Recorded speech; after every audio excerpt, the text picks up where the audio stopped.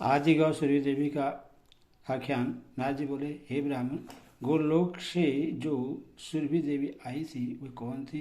मैं ध्यानपूर्वक उनका जन्म चरित्र सुनना चाहता हूँ। श्री नारायण बोले, हे नारद, वे देवी सुरभि गोलोक में प्रकट हुई। वे गौओं की अधिष्ठात्री देवी, गौओं की आदि स्वरूपिणी, गौओं की जननी तथा गौओं के प्रधान है। मैं सभी गौओं की आदि सृष्टि स्वरूपा उन सुरभि के चरित्र का वर्णन कर रहा हूँ। आप ध्यान पूर्वक सुनिए। पूर्व काल में वृंदावन में सुरभि का प्रादुर्भाव हुआ था। एक समय की बात है,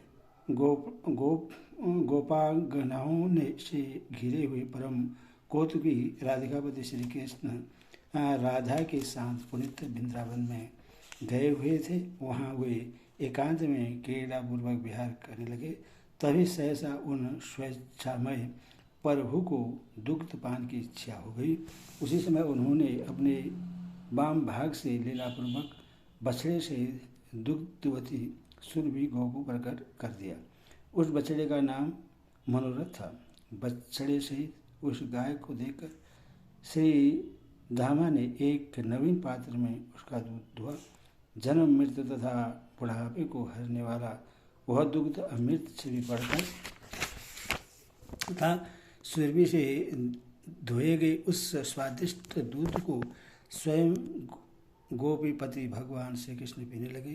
तभी पात्र के गिरकर टूट जाने से चारों ओर 100 योजन की लंबाई तथा चौड़ाई वाला एक विशाल दूध का सरोवर हो गया।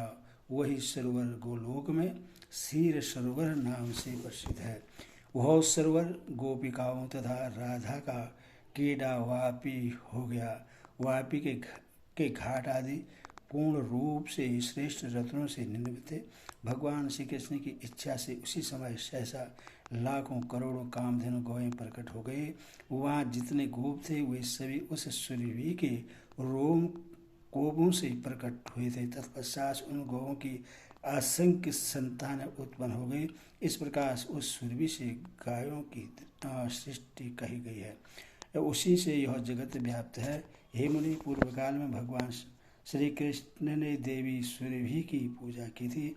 उसी समय से तीनों लोकों में उस सुरभि की दुर्लभ पूजा का प्रचार हो गया। दीपावली के दूसरे दिन भगवान श्री कृष्ण की आज्ञा से देवी सुरभि पूजित हुई थी। यह मैंने धर्मदेव के मुख से सुना है। हे महाभाग, अब मैं आपको देवी सुरभि का वेदोक्त ध्यान सूत्र मूल मंत्र तथा जो जो पूजा का विधि कर्म है उससे बता रहा हूँ। ध्यानपूर्वक सुनिए। ओम सुरभि नमः, यह उनका षट्क्षर मंत्र है। 1 लाख जप करने पर यह मंत्र सिद्ध होकर भक्तों के लिए कल्य वृक्ष तुल्य हो जाता है। देवी सुरभि का ध्यान यजुर्वेद में वर्णित है।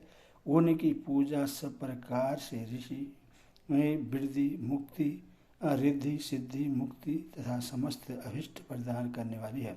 ध्यान इस प्रकार है। लक्ष्मी स्वरूपा परमा राधा की सहचरी, गौओं की अधिष्ठात्री देवी, गौओं की आदि स्वरूपिणी, गौओं की जननी, पवित्र रूपिणी, पावन भक्तों के संपूर्ण मनोरथ पूर्ण करने वाले तथा जिनसे संपूर्ण जगत पावन बना हुआ है, उन परा भगवती सुरभि की मैं आराधना करता हूँ।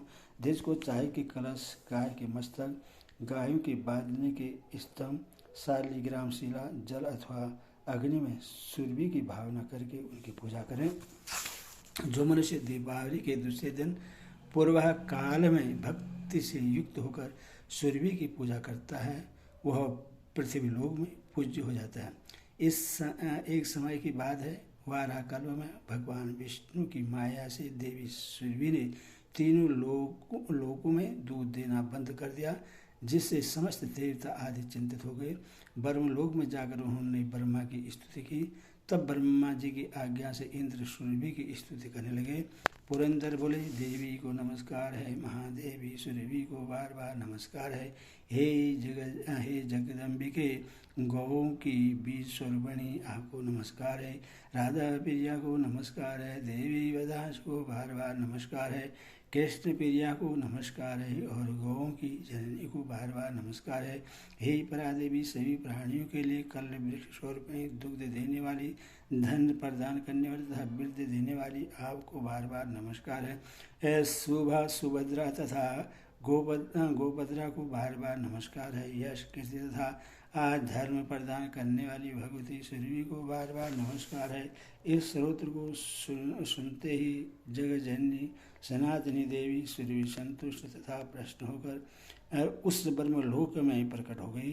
देवराज इंद्र को दुर्लभ वाचित वर प्रदान करके वे गोलोक को चली गई और देवता आदि अपने अपने स्थान को चले गए। हे नारद, उसके बाद विश्व सहसा दुग्ध से परिपूर्ण हो गया। दुग्ध होने से घृत का पार्थिव हो गया और उससे यज्ञ होने लगे, जिससे देवताओं को संतुष्टि होने लगी। जो भक्तिपूर्वक इस परम पवित्र स्त्रोत्र का पाठ करता है वह गौओं के संपन्न, धनवान, यशस्वी तथा पुत्रवान हो जाता है। उसने मानव संपूर्ण तीर्थों में स्नान कर लिया तथा वह सभी यज्ञों में दीक्षित हो गया। वह इस लोक में सुख भोग कर अंत में श्री कृष्ण के धाम में चला जाता है। वह वहाँ दीर्घकाल तक निवास करता है और भगवान श्री कृष्ण की सेवा में संलग्न रहता है। उसका पुनर्जन्म नहीं होता, वह ब्रह्मपुत्र ही हो जाता है। यदि श्रीमद्देवी भागवते महापुराण अष्टसहस्रम सहितनाम नवस्कंदे सुरभ्योपाख्यानम नामे पंचाशतम अध्याय भगवता गीता।